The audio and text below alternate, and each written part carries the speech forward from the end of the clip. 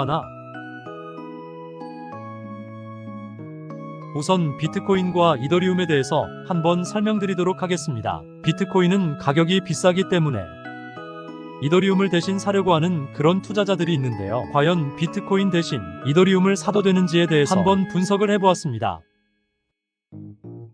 지난 3차 반감기 사이클을 한번 보시면 20년 9월부터 21년 5월, 즉 대불장이 시작되고 대불장 종료까지 비트, 이더, 알트의 수익률의 변화에 대해서 한번 분석을 해보았는데, 이 빨간색이 비트코인, 이 파란색이 남색이 이더리움의 시세 변화를 확인할 수 있는데요. 사실 수익률 측면에서는 대불장까지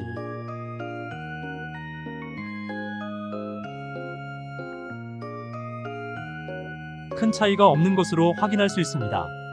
따라서 수익률 측면에서 보면 비트코인 대신 이더리움을 사도 됩니다. 그러면 이더리움의 핵심적 가치가 무엇인지에 대해서 한번 설명을 해보겠습니다. 레이어 1으로서의 이더리움. 비트코인은 화폐로서의 기능에 집중한 반면 이더리움은 스마트 컨트랙트 등을 통해서 계약, 투표 등 다양한 어플리케이션을 투명하게 운영해주며 확장성을 제공하고 있습니다. 이더리움에 도전했던 프로젝트는 에이다, 아발란체, 폴카닷 등의 굉장히 좋은 프로젝트들이 있었습니다. 아직도 이더리움과 상생 경쟁하면서 블록체인 생태계를 발전시킵니다. 자, 그러면 기술력이 좋은 레이어 1이 생겨났음에도 이더리움은 가상자산 시장 2위 자리를 지켜왔는데요. 그 이유는 가장 강력한 개발자 커뮤니티입니다.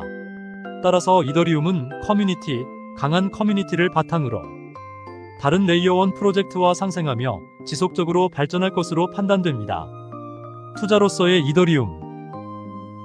다음 표는 지난 시즌 대하락장 때 최대 하락률을 살펴보았습니다.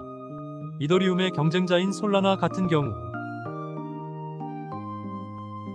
최대 하락률이 마이너스 95%까지 갔으나 이더리움은 비트코인과 비슷한 마이너스 75%를 기록합니다. 투자자 입장에서 투자를 고려할 때 기술력을 고려하기도 하지만 종목의 대표성이나 가격의 흐름을 참고하기 때문에 비트코인 다음에 투자는 이더리움이 될 수밖에 없습니다. 세계적 자산 운영사인 블랙록, 피델리티 등이 현물 ETF를 신청하고 승인한 것도 바로 그러한 이유라고 생각하는데요. 필자가 생각했을 때 이더리움의 현물 ETF보다 더 중요하게 여기는 것은 블랙록의 자산의 토큰화를 이더리움 기반으로 했다는 점입니다. 세계 최대 자산 운영사 블랙록은 2018년 전 세계 CEO에게 보낸 연례 서한에서 본인들이 앞으로 ESG에 굉장히 많은 투자할 것으로 서한을 보냈는데요. 그러나 ESG 사업이 마땅치 않자 레디핑크 회장은 미래 투자 방향성을 돌연 자산의 토큰화로 바꾸었습니다.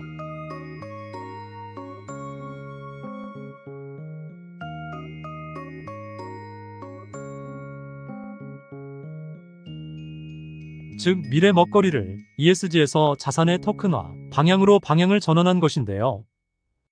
자산의 토큰화는 주식, 채권, 부동산 등 블록체인을 통해 토큰화시키는데, 예를 들어 미국채를 토큰화해 세계 어디든 분할하여 거래할 수 있는 것입니다. 중요한 것은 이러한 토큰화를 이더리움 기반으로 했다는 것이 가장 중요한데요.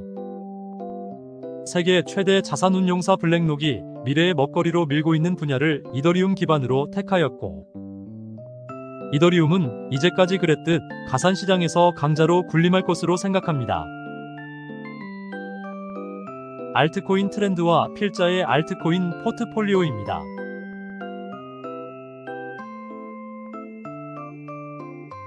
시장은 비트, 이더, 신규 상장 코인 순서로 오르고 그 다음에 구매이죠. 이더리움이 오르면서 시즌 2 종료가 된다고 생각합니다. 우선 필자가 알트코인에 투자를 했던 성공 사례에 대해서 한번 설명을 드리면, 필자가 투자했던 코인이 네오코인, 파일코인, 지캐시인데요.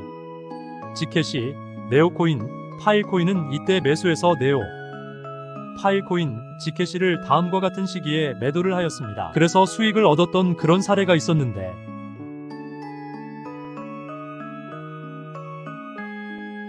비트코인 도미넌스가 최고점에서 알트코인을 매수해서 일정 기간이 지나서 수익 후 차익을 실현한 것인데, 이것이 바로 비트코인 시장의 흐름, 비트코인 오르고 알트코인 오르는 상승을 몸소 경험한 것입니다.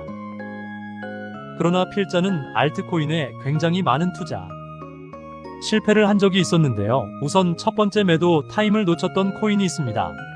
필자 같은 경우는 이 WRX라는 코인을 이 시기에 매수를 해서 이 시기에 10%를 팔고 이 시기에 90%를 매도를 했습니다. 실제로 분할로 이렇게 익절을 했다면 큰 수익을 볼 수 있었는데, 매도 타임을 놓쳤기 때문에 수익을 놓친 사례가 있었습니다.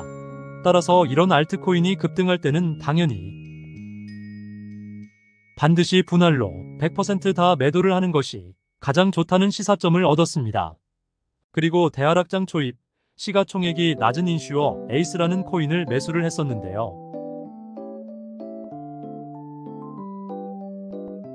인슈어 에이스라는 코인은 디파이 프로젝트에서 해킹이나 사이버 공격이 있을 때마다 피해 금액을 블록체인으로 보상하는 그런 프로젝트입니다. 스토리만 들어보면 아주 좋은 프로젝트인데, 제가 언제 투자를 했냐면 필자가 이때 1달러에 매수를 해서 현재 24년 7월 0.02달러인데 현재 매도를 하고 있지도 않습니다. 그리고 디파이 3.0에 투자를 하기도 했는데요. 디파이 3.0이라고 하는 것은 스테이킹으로 수만 % 이자를 준다고 하는 프로젝트여서 큰 수익을 얻을 수 있을 거라고 생각을 했는데 결과적으로 잘 안 되었습니다. 구체적 프로젝트명은 언급 안 하겠습니다. 핑크세일 등을 통한 비상장 코인에 투자하는 것은 웬만하면 하지 마시고 하실 거면 소액으로만 했으면 좋겠다고 생각합니다. 개인 투자자들은 하루에 수십 개씩 론칭되는 것 중에 진위와 발전성에 대한 판단이 어렵기에 웬만하면 하지 않았으면 좋겠습니다. 그러면 신규 상장 코인은 어떤 것을 사야 하나? 앞서 분석한 바와 같이 알트코인 구매이저보다 신규 상장 코인이 상승이 높고 구매이저보다 시기적으로 빨리 시세 분출하는 것을 확인할 수 있습니다. 우선 필자가 정의하는 신규 상장 코인부터 정의하겠습니다. 필자의 경우 신규 상장 코인의 정의는 2023년 이후 국내 대형 거래소에 상장된 코인을 의미합니다.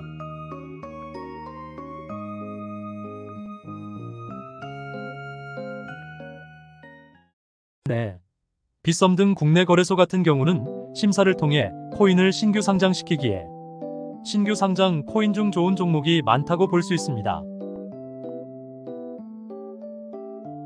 그래서 국내 거래소에 신규 상장된 종목을 시기적으로 잘 매수 및 매도하면 수익 측면에서 나쁘지 않다 라는 점을 설명드리고 있습니다.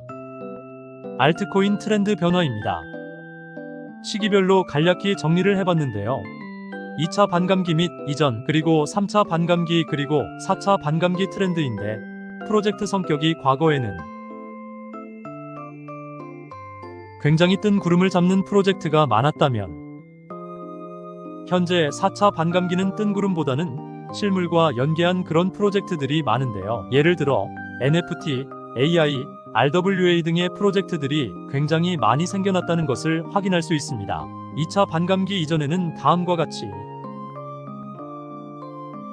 업계 최초로 인공위성을 발사한 암호화폐, 이런 난해한 프로젝트들이 많았다라고 하면은 3차 반감기 이후에는 실물 연계 프로젝트들이 등장하는데요.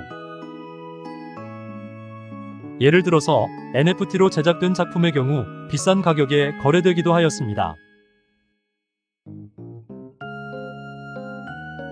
그리고 이제 4차 반감기는 기업과의 연계성이 강화되기 시작했는데요. 확실히 이전 사이클과 달리 기업과 연계한 프로젝트 혹은 기업, 기관이 추구하는 트렌드를 쫓아가는 프로젝트들이 많이 생겨나기 시작했습니다.